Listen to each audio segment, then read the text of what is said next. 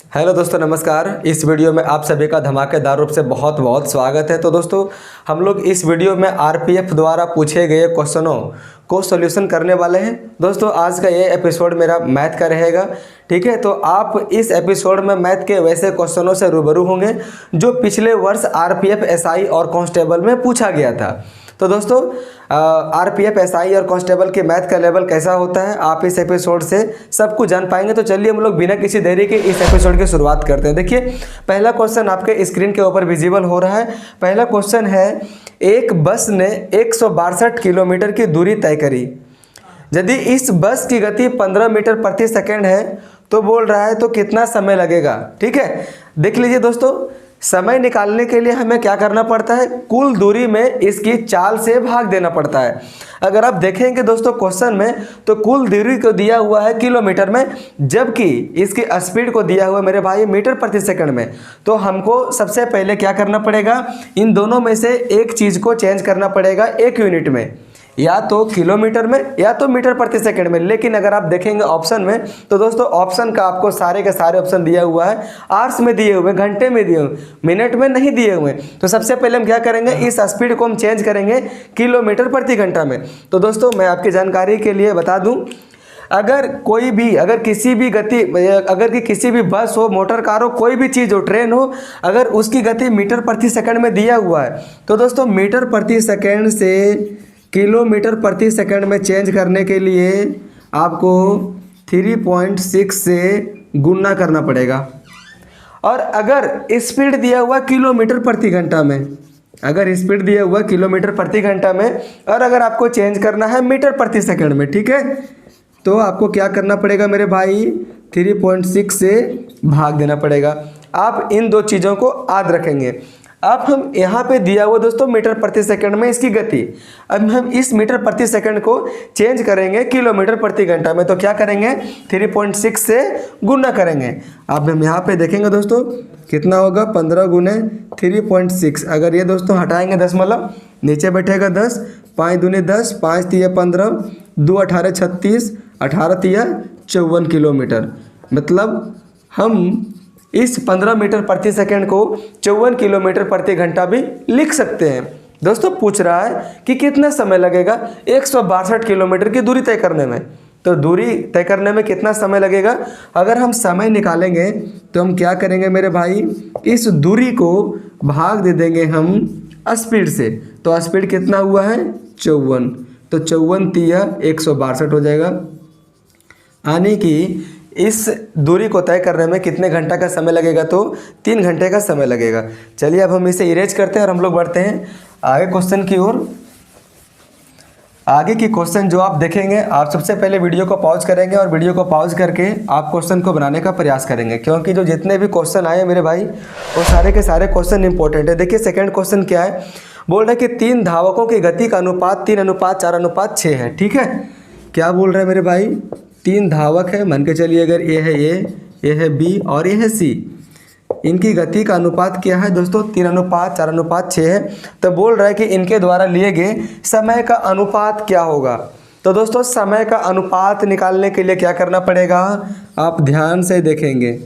समय का अनुपात निकालने के लिए हम अगर ए का समय निकालेंगे तो बी और सी के गति के अनुपात को गुना कर देंगे।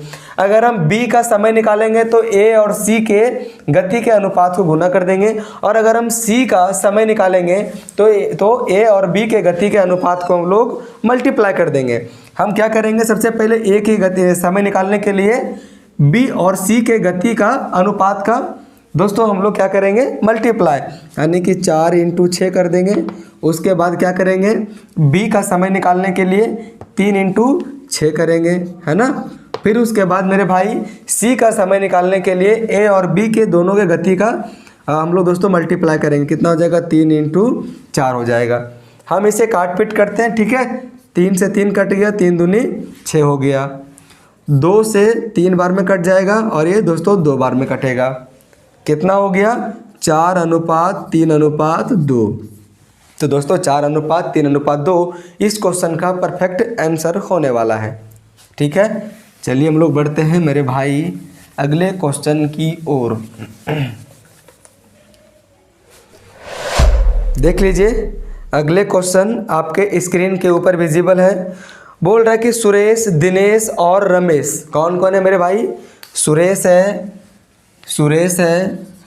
रमेश है और दिनेश है। इन लोग 3:6:8 के अनुपात के रूप में धनराशि का निवेश करते हैं। कितना के रूप में? 3:6:8 के अनुपात में कोई धनराशि का निवेश करते हैं। ठीक है, बोल रहा है कि निवेश करके व्यवसाय में साझेदारी बनते हैं। ठीक है, यदि उनके निवेश में 5%, 15% और 20% की वृद्धि की जाती है। कितना कितना? अगर सुरेश के निवेश में 5% की, रमेश के निवेश में 10% की, कितना है मेरे भाई? 15% की, और दिनेश के निवेश में अगर 20% की वृद्धि करी जाती है, तो बोल रहा है कि एक वर्ष के अंत में इन तीनों के बीच में लाभ का अनुपात क्या होगा। तो दोस्तों लाभ का अनुपात ज्ञात करने के लिए हम लोग क्या करते हैं, इनकी पूंजियों के अनुपात में अगर हम लोग समय का अनुपात का भी अगर गुना कर दें, तो दोस्तों जो इसका परिणाम आएगा वो दोस्तों इनके लाभ का अनुपात हो जाएगा। आपको नहीं समझ में आया होगा, अब क्वेश्चन में बने रहें। इसमें सबसे पहले बोल रहा है अगर हम दोस्तों 3 का 5% बढ़ाएंगे तो थोड़ी सी गड़बड़ हो सकती है, तो हम क्यों ना इसे इजी करने के लिए इसे हम 300 कर दें, इसे दोस्तों 600 कर दें, इसे हम 800 कर दें। कोई दिक्कत वाली बात है क्या? बिल्कुल नहीं। क्यों दिक्कत वाली बात नहीं है? क्योंकि हम अगर यहाँ पे भी अगर दोस्तों 2 0 से 2 0, 2 0 से 2 0 और यहाँ भी अगर 2 से 2 0 अगर काट दें तो मेरा अनुपात वापस से 3:6:8 ही मेरे बचने वाला है। ठीक है, अब हमें दोस्तों सुरेश के 300 रुपये के निवेश में 5% बनाने में हमको आसानी हो जाएगी। तो दोस्तों 300 का 5% कितना होता है? 15। मतलब इसका सुरेश का नया कितना आ जाएगा मेरे भाई? 315 हो गया। ठीक है, रमेश का अगर 600 में अगर 15% बढ़ा दे रहे हैं तो दोस्तों 600 का 15% कितना होता है? 90 होता है। यानी कि 600 प्लस 90 इक्वल टू कितना आ गया? 690 आ गया। 800 का अगर 20% बढ़ाएंगे तो कितना हो जाएगा? 160 हो जाएगा। अगर हम 800 में 160 को जोड़ेंगे तो कितना आ जाएगा? 960 रुपया आ जाएगा। अब हम इसे काट पीट कर लेते हैं। ठीक है, हम इसे 5 से काटना उचित समझेंगे। 5 छक 30, 5 दिया 15। ठीक है, 5 एकम 5 चल गया 1, 5 दिया 15, 5 8 40, 5 एकम 5, 5 9 45, 5 दूनी 10। ऐसा ऑप्शन कोई नहीं है। फिर हम इसे काटते दोस्तों, सारे के सारे ऑप्शन 3 से कट रहे हैं। तो 3 21 से 63, 3 चौक 12, 3 छक 18, 3 छक 18, 3 छक 12। ऐसा आपको ऑप्शन में दिख रहा है। तो दोस्तों इस क्वेश्चन का आंसर हो जाएगा 21:46:64। यानी कि हम कह सकते हैं कि जो सुरेश, रमेश और जो दिनेश थे, जो 3:6:8 के अनुपात के रूप में उन लोग पूंजी का निवेश किया था, फिर बाद में 5%, 15% और अगर 20% बढ़ा दिए तो एक वर्ष के अंत में उन तीनों की पूंजियों के अनुसार से जो लाभ का अनुपात होगा मेरे भाई वो 21:46:64 के अनुपात में बटेगी। ठीक है, तो मैं उम्मीद करता हूं कि आपको समझ में आ गया होगा। चलिए हम लोग बढ़ते हैं नेक्स्ट क्वेश्चन की ओर। दोस्तों अगर आपको सेशन अच्छा लगे तो आप इसे शेयर जरूर कीजिएगा। आप सभी को पता है कि मेरा चैनल जो ये है ज़्यादा बड़ी चैनल नहीं है, लेकिन अगर आप लोगों का सहयोग रहा तो ये चैनल जरूर बड़ी होगी। देख लीजिए जो नेक्स्ट क्वेश्चन है, अगर आप लोगों में से किसी का दम है तो बना के दिखाइए। आपको क्वेश्चन तो देखने में इजी लग सकता है, लेकिन क्वेश्चन इजी नहीं है। कोई भी अगर इस क्वेश्चन को टाइम के हिसाब से अगर बना दे, मैं मैं इस क्वेश्चन को बनाने में आपको 2 मिनट का समय देता हूं। सेकेंडों का बात छोड़िए, 2 मिनट में भी नहीं बन पाएगी। अब क्यों नहीं बन पाएगी? अगर आप सॉल्यूशन देखेंगे तो आपको मालूम चलेगा कि भाई क्वेश्चन पूछता कैसे है एग्जाम में, एग्जामिनर का सोच कहाँ तक गया, आप देख पाएंगे इस क्वेश्चन में। बोल रहा है कि यदि अगर 49% ऑफ एक्स, देख लीजिए हम इस क्वेश्चन को सिस्टमेटिकली हल करेंगे। ठीक है, 49% ऑफ एक्स यानी कि एक्स का 49%, x% मतलब 100 दे देंगे नीचे। ठीक है, बराबर y है। हम सबसे पहले यहाँ पे क्या करेंगे, x और y के रेशियो को निकाल लेंगे। क्या हम इसे ऐसा नहीं लिख सकते हैं 49x इक्वल टू 100y? लिख सकते हैं ना। चलिए मैं लिख देता हूँ 49x इक्वल टू 100y। अगर हम यहाँ पे x और y के रेशियो को निकालेंगे तो दोस्तों कितना आ जाएगा 100/49, यानी कि x का वैल्यू 49 के बराबर हो जाएगा और जो ये y का मेरे भाई वैल्यू है वो दोस्तों 49 के बराबर होगा, यानी कि x का वैल्यू 100 के बराबर होगा और y का वैल्यू 49 के बराबर होगा। अब नेक्स्ट क्वेश्चन में बोल क्या रहा है मेरे भाई, बोल रहा है तो y% ऑफ 50, यानी कि 50 का y%। अब यहाँ पे देखेंगे y% ऑफ 50, यानी कि 50 का y%, यानी 50 गुनी y% मतलब 49%। तो 50 × 49% मतलब बट्टे में 100 दे देंगे। 50 दूनी 100 और 2 से कितना बार में कट जाएगा, 24.5 बार में कट जाएगा। अब क्या है इसका आंसर 24.5 टिक करना सही होगा क्या? बिल्कुल सही नहीं होगा। अगर आप जाइएगा ऑप्शन में तो आप देखिएगा कि 40% of y, option number B है 24.5% ऑफ y। ठीक है, आप इस क्वेश्चन को दोस्तों ध्यान में देखिएगा, सिर्फ और सिर्फ इसके ऑप्शन में परसेंटेज का वैल्यू नहीं दिया हुआ है, उसके बगल में भी कुछ x और y लिखा हुआ है। अगर 24.5 आया तो क्या आप 24.5 डायरेक्टली टिक करके आ जाइएगा क्या? नहीं आइएगा। बोल रहे कि किसका मतलब किसका x और y का कितना परसेंट 24.5 होगा? आपको दिख रहा होगा ऑप्शन नंबर डी का, जो दोस्तों पीला करके कुछ दे दिया गया, हाईलाइटेड दिया हुआ है। इसमें दोस्तों क्या लिखा हुआ है, 24.5% ऑफ x। क्या 24.5% ऑफ x इस क्वेश्चन का 24.5 के बराबर आता है क्या? हम इसे देखेंगे दोस्तों सॉल्यूशन करके। क्या यहाँ पे आ गया 24.5%, परसेंट का मतलब 1/100 और x का वैल्यू कितना दिया हुआ है यहाँ पे 100। ये 100 से ये 100 कट गया, 24.5 बच गया। मतलब ऑप्शन डी इस आंसर को वेरीफाई करता है। तो क्या हो जाएगा मेरा answer, option number D correct हो जाएगा। ठीक है, चलिए अब हम इसे इरेज करते हैं और हम लोग बढ़ते हैं नेक्स्ट क्वेश्चन की ओर।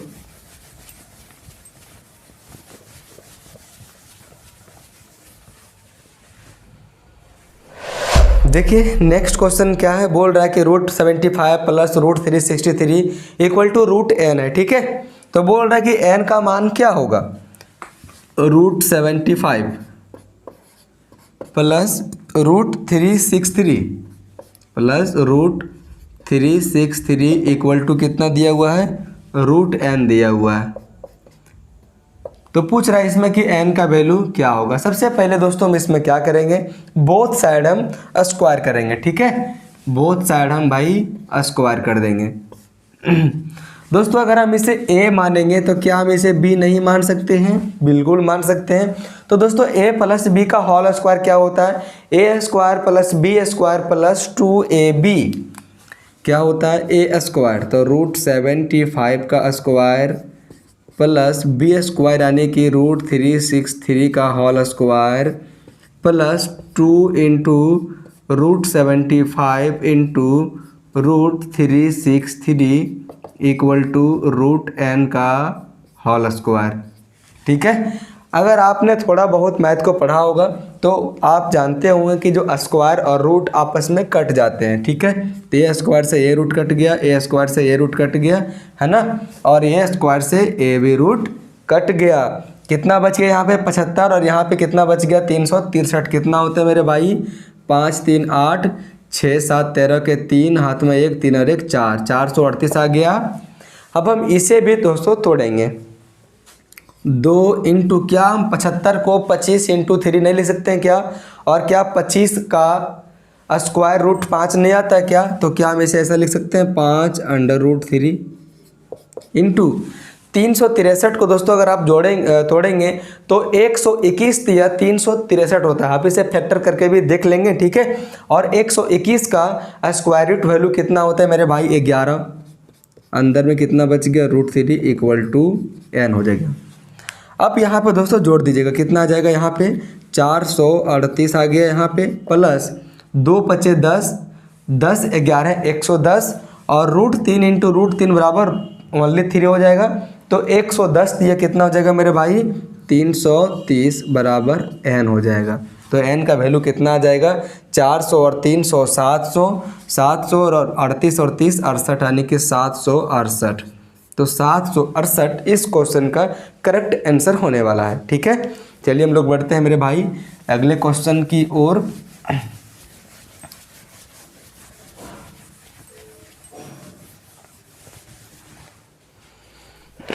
देख लीजिए अगले क्वेश्चन आप बनाइए।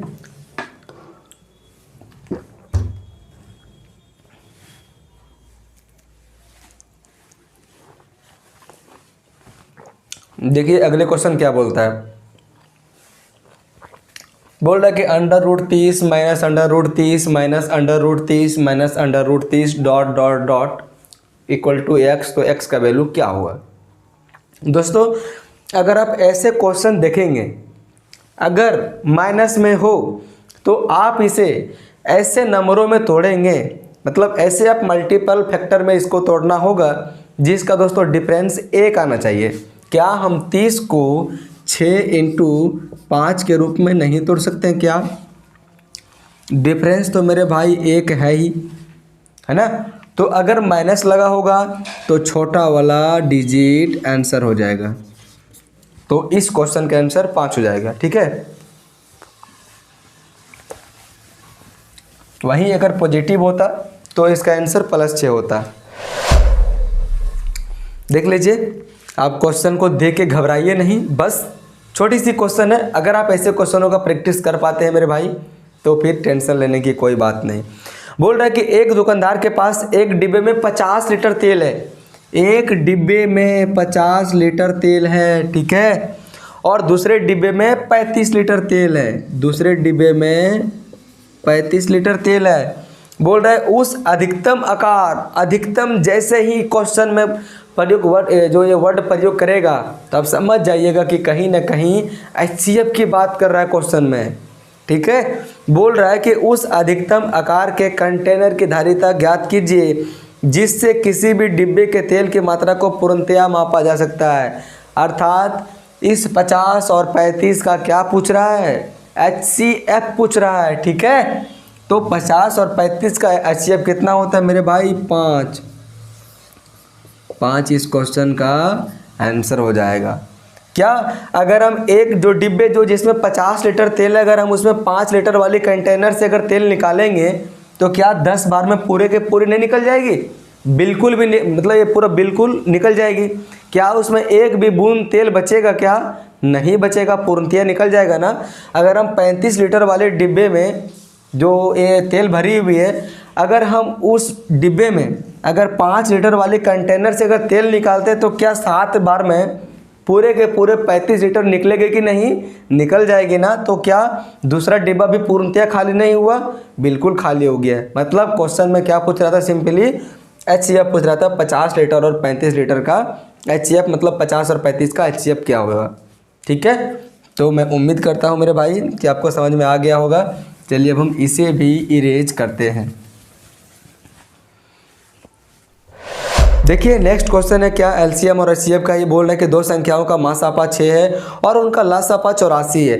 यदि इन दोनों संख्याओं में से एक संख्या 42 है तो पूछ रहा है कि दूसरी संख्या क्या है। दोस्तों अगर आप ऐसे क्वेश्चनों में फंसेंगे तो फिर लानत है। ठीक है, आप इसका कॉन्सेप्ट जान लीजिएगा। किन्हीं भी दो संख्याओं का गुणनफल, किन्हीं भी, मान के चलिए कि अगर एक संख्या A है और अगर दूसरी संख्या B है, तो इन दोनों संख्याओं का गुणनफल इन्हीं संख्या के LCM और HCF के गुणनफल के बराबर होता है। LCM और HCF के गुणनफल के क्या होता है मेरे भाई, बराबर होता है। अगर एक संख्या दे दिया वो कितना 42, B निकालने के लिए बोल रहा है। LCM कितना दिया हुआ है, तो LCM दोस्तों 6 दिया हुआ है, 84 दिया हुआ है, और HCF कितना दिया हुआ 6। तो क्या हम दूसरा संख्या नहीं निकाल सकते, हमें बस मालूम होना चाहिए ये फॉर्मूला। ठीक है, अब यहाँ से काट देंगे, 6 सत्ती 42, 7 12 84, मतलब दूसरी संख्या क्या है 12 है। मैं उम्मीद करता हूँ कि आपको समझ में आ गया होगा।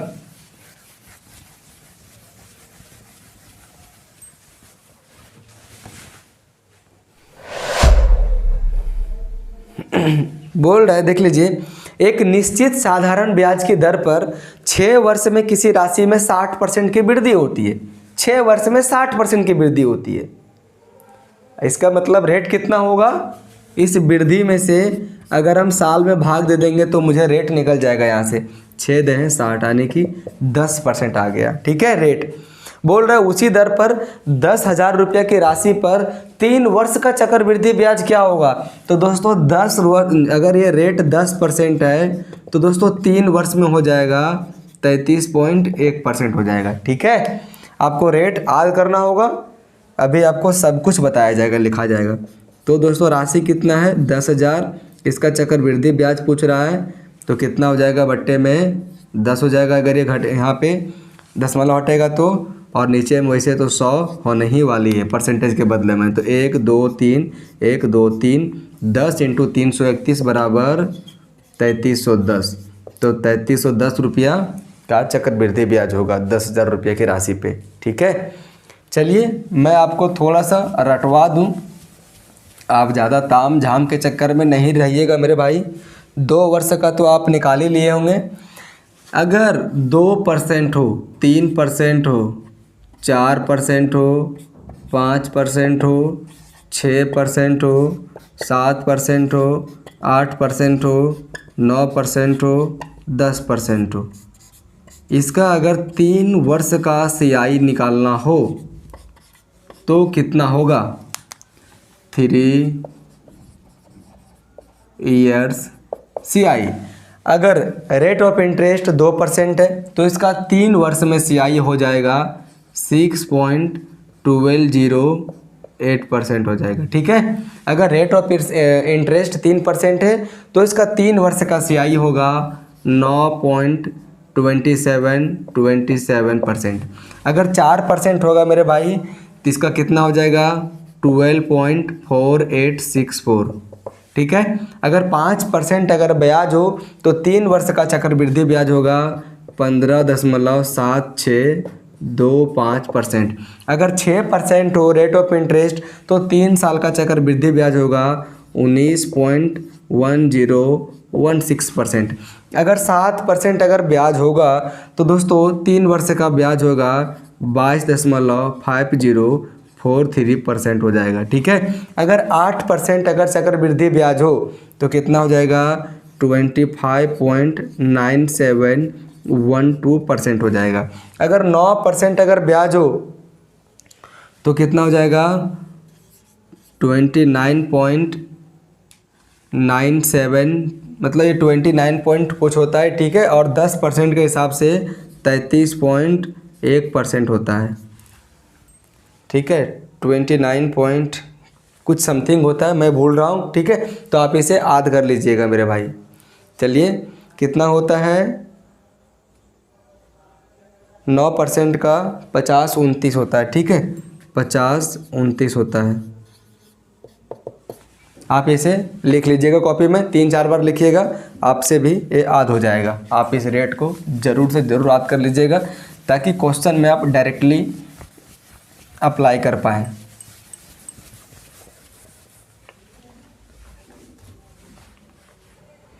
और ये आज का दोस्तों लास्ट क्वेश्चन है। बोल रहा कि सिंधु और बिंदु की आयु का योग कितना है।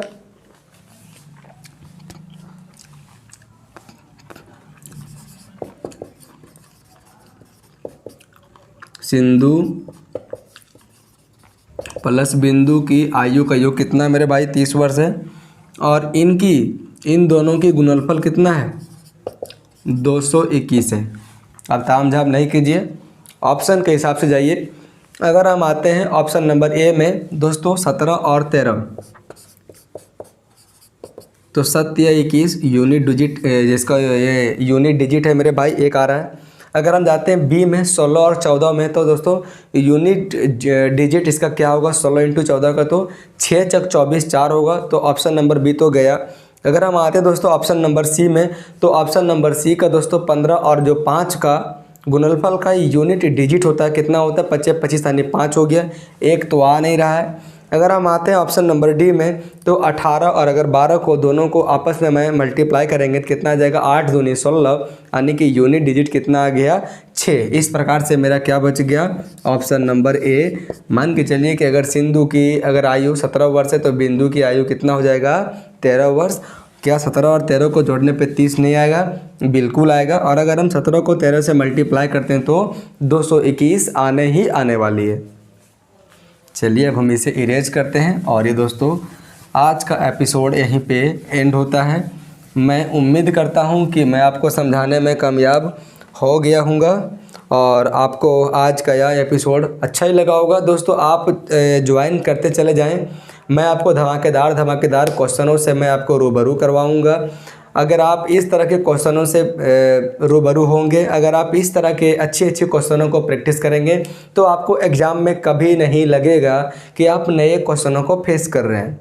दोस्तों कंपटीशन बहुत ज़्यादा हाई होने वाली है आरपीएफ की, क्योंकि इसमें 120 नंबर में इसकी जब मेरिट दोस्तों बनती है कितनी की आप सभी को पता होगा कि कम से कम 85 प्लस चाहिए।